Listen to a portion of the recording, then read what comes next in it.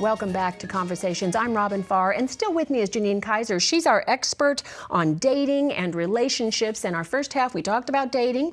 Well, then sometimes the dates start to go well, and there's one or two or three or four, and before you know it, you're in a relationship. So the question then becomes, how do you keep the relationship, whether it's a marriage or just a partnership, but how do you keep it alive and going after 5, 6, 7 years and we start to get the 7-year itch? That's what we're going to talk about now. So, you've been married how long? 9 years on Valentine's Day. Oh, that's right, Valentine's Day. I love that. Happy anniversary. Thank you.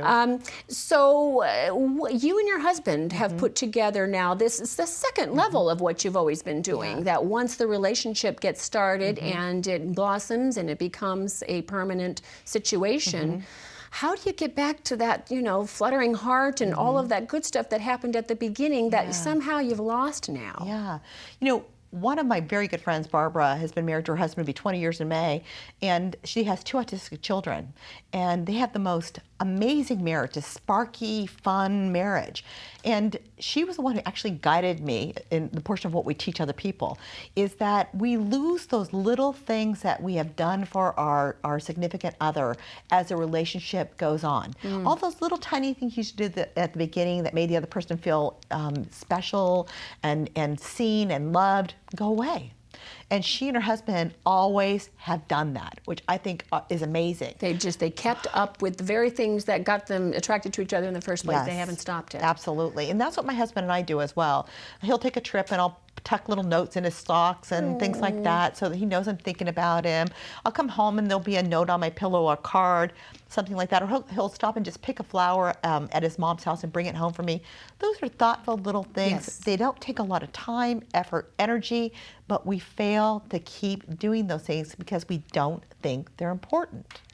Well, I think at the beginning of a relationship, when we're trying to impress, there is a sense that once we've got them, that we don't have to do those things anymore. Absolutely. And that's sad. It is sad, but it happens all the time. And marriages end up in these kind of dead zones, as I refer to them, and they want that spark back in it. We call it the sizzle back in the relationship. How do you bring? I mean, you do the things that you used to do. What else? I mean, is it important to have set aside a night every week that is just yours? I mean, I hear a lot of couples doing date night, and come hell or high water, doesn't matter. That's where they are going, and that's really important. And actually make it a priority because things come up. Of course. But to say I have plans for tonight that I can't change. You don't have to explain that you're going on a date with your wife as you're exiting the office, but making that a priority. Once a week is great. Once every other week is fine too, but you need to be doing it on a consistent basis. Away with from the kids, get a babysitter, trade with another couple if you can't afford a babysitter.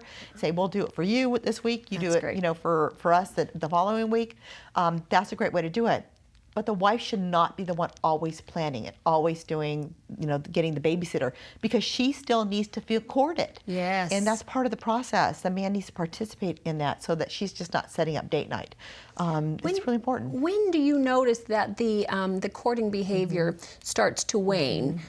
Is it, we hear of the term the 7-year itch. I don't know how accurate that is, but when does it, or is it when children come along, or maybe all of these? Well, usually the 7-year itch is because now you've had children.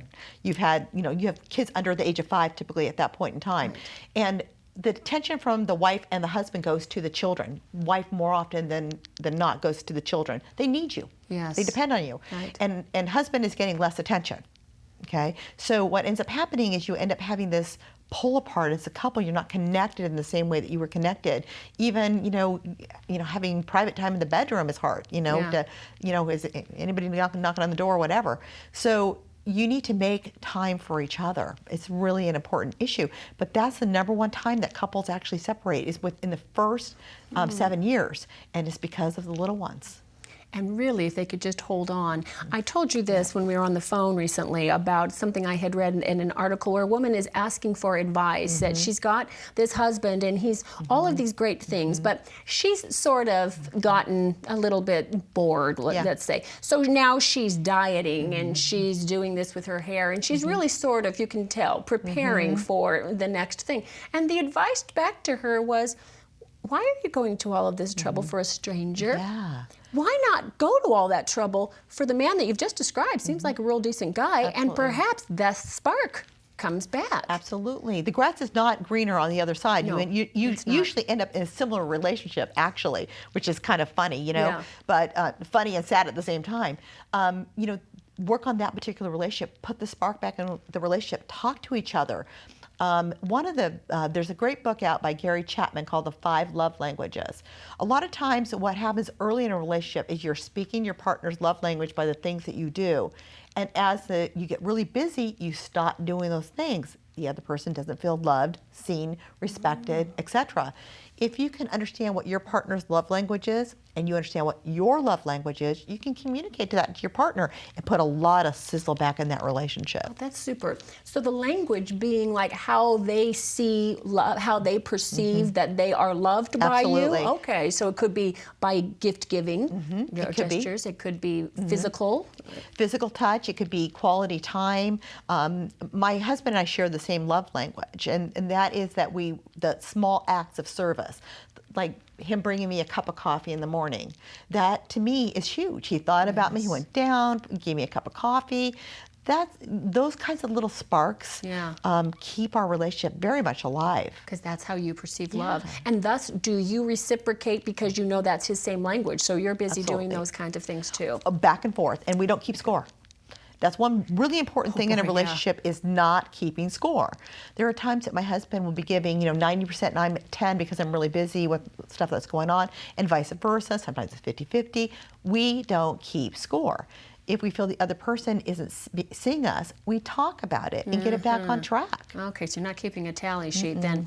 I have a friend who actually said that when she and her husband, when something has gone very bad in the relationship and there's a bad memory involved, they take care of it, deal with it, and then the rule is never to be spoken of again. Absolutely. What do you think about that? I think that's great, because when you say you're sorry, you not only are saying, I'm sorry this happened, but my intent is for it not to happen again. If you're constantly bringing it up again and again and again, it can't heal. Yeah.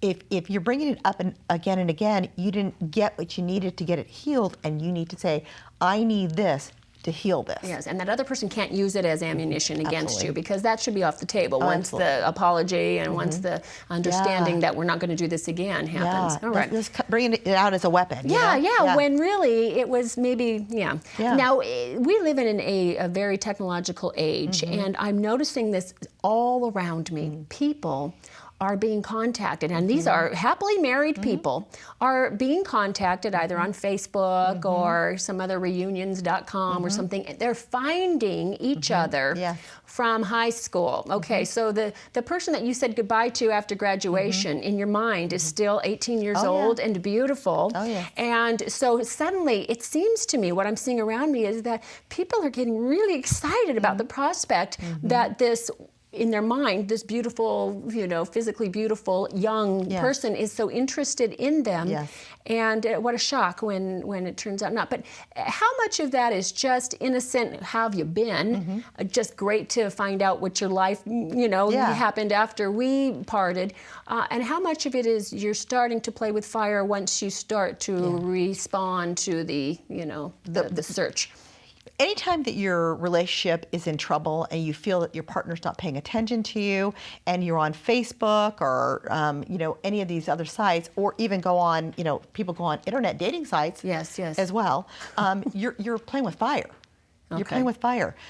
So you have to check the health of your relationship and why you're doing that. And are you trying to recapture your youth? Are you trying to recapture your attractiveness? What's really going on with you? It's about you personally and why you're doing it. Okay. So now if somebody contacts you and you've been you're happy in your relationship, but sure enough, the old boyfriend, has found you, it is sort of exciting. There is something about it. But if your relationship is sound, can you respond back and say, yes, here's a play-by-play of my last 20 years, or again, are you just, and then do you tell your spouse? I'm on Facebook, and I get contacted by high school friends all the time. Some of them I dated, some, they're just friends. And mine is simply, how's your life going? But there's no bantering back and forth because I'm in a great relationship. Yeah. I think people play with that fire to stroke their ego. Yes, and, I do too. and so while you're doing it, you need to